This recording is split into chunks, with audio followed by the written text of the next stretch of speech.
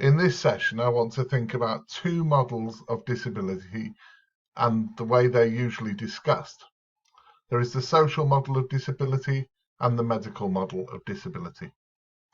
In the social model of disability, we live as part of a society and there are barriers to helping us to engage in that society fully.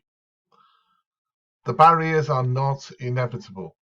So we don't need to be excluded, but we do find ourselves excluded. The first sort of barrier that we sometimes face is the barrier of attitudes.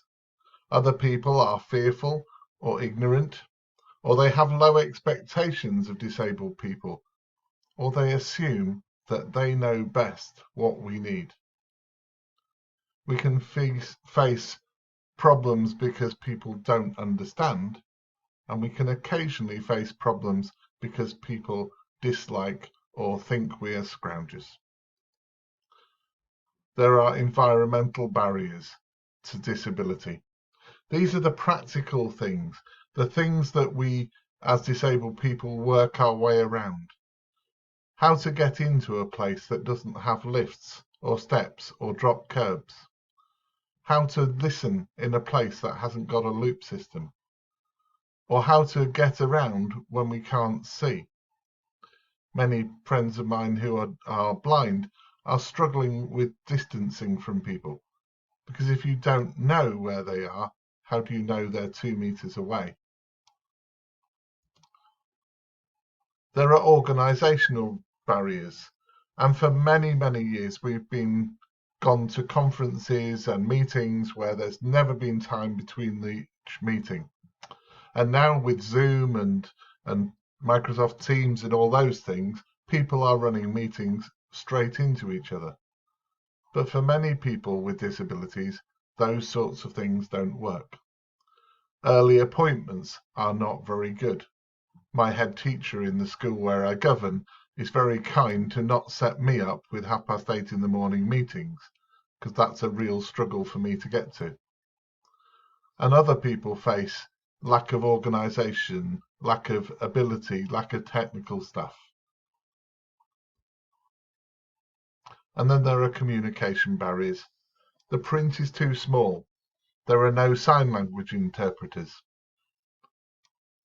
Also, though, the communication is not just about individuals, it's also about the way the world sees us.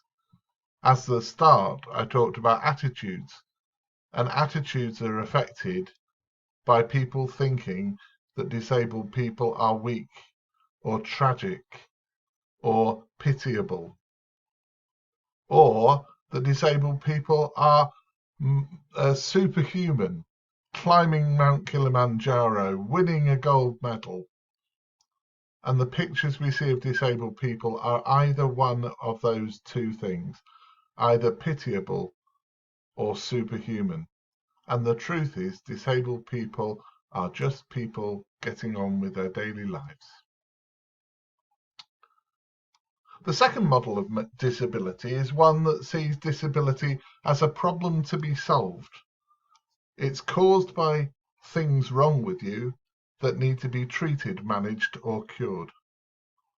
It's the individual who has the problem, and it's the individual that needs to be changed, not society.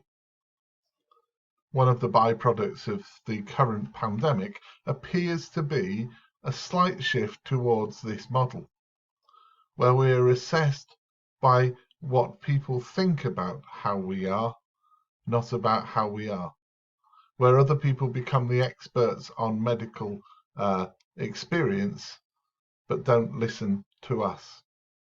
In this model, disabled people become passive recipients of services, and medical professionals, or sometimes spiritual professionals, try to take over our lives.